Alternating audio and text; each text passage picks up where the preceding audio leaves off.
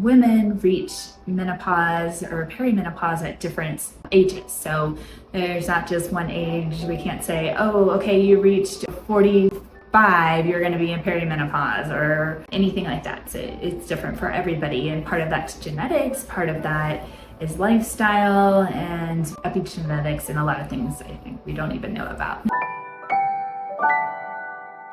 It's possible to have a natural pregnancy over 40, and there are other options to having a healthy baby over 40 as well. And I am pretty passionate about this because I was fortunate enough to have our first child at 42, and we were lucky enough to conceive our first baby when I was 42 naturally and easily. Looking back on it, I'm like, wow, what a gift. Like a gift period, but especially with my husband and I being over 40. We had a healthy baby and I had a healthy pregnancy. I would like to tell people that having a baby over 40 is possible, and there are different options to doing so as well. And if for some reason a woman's hormone levels and egg quality are such that she is not able to conceive naturally, then there's also the option of donor egg, which we did as well. So I like to make sure that people just are aware of the options and know that there are different ways of having a baby in their 40s, and it's wonderful if you have that dream. And for me, I'm so happy that I'm living the dream and it came true.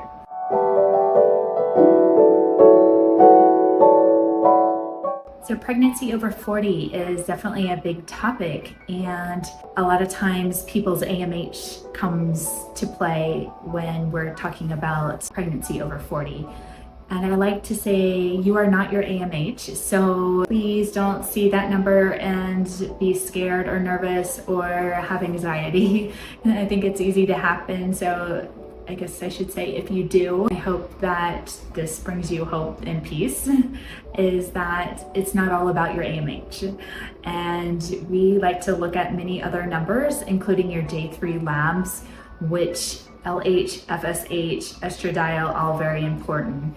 We specifically focus on FSH when a woman is in her late 30s, early 40s, because women reach menopause or perimenopause at different ages. So there's not just one age. We can't say, oh, okay, you reached 45, you're going to be in perimenopause or anything like that. So it's different for everybody, and part of that's genetics, part of that is lifestyle and epigenetics and a lot of things I think we don't even know about.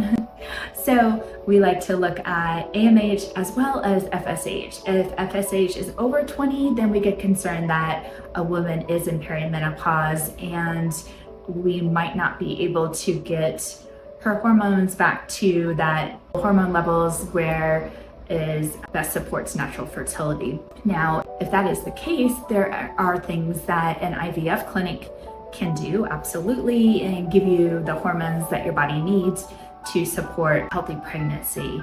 It's not a guarantee, and we a lot of times work with women who want to go that route because working with a holistic provider to optimize your health prior to doing that work with an IVF clinic really helps improve outcomes tremendously. We've had couples who have gone through the IVF process multiple times without success and then gone through our program and had success after that. We're very happy and thankful for those sweet babies, those healthy babies that have been born that way for all of them, of course.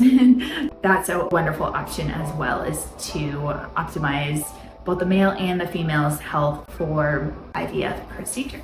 AMH is just a number, okay?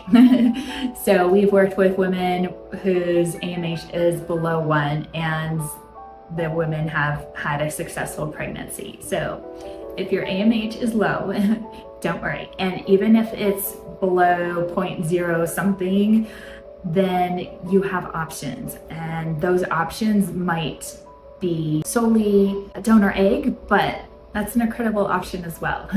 I know, because our sweet little baby girl is thanks to IVF and donor eggs. So we tell her it takes an egg, a healthy sperm, and then it takes a mom to carry that embryo, that baby in her uterus, and grow a healthy baby from there.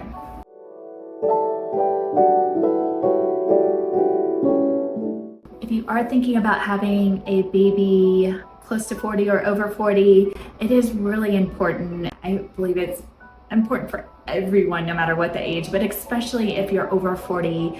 I mean, just life in general, we're exposed to toxins throughout our life, so the older we get, the more exposure we've had. Health issues can come up as we get older, more inflammation potentially. So it's so important at any age, but especially when we get older and want to be parents, to really focus on our health. We want to optimize our health all across the board. So that's why we do multiple blood tests. We dig into symptoms and see what is the root cause. Like, are we balanced nutritionally and hormonally and healthy and optimized to have a healthy baby? And that goes for the moms and the dads. So definitely want to look at dad as well. You know, the sperm is 50% of the equation. So we really want to make sure that we are optimizing both the male and the female to have a healthy baby. And with that being said, there is more and more research out that supports recurrent miscarriages. There is often the male component to that. So it's really important to look at the male's health, because they might even, that sperm, be able to fertilize an egg, but still the genetics not be optimal to have a healthy baby and a pregnancy that goes to term and a healthy baby. If you'd like to learn more, please like and subscribe to my channel.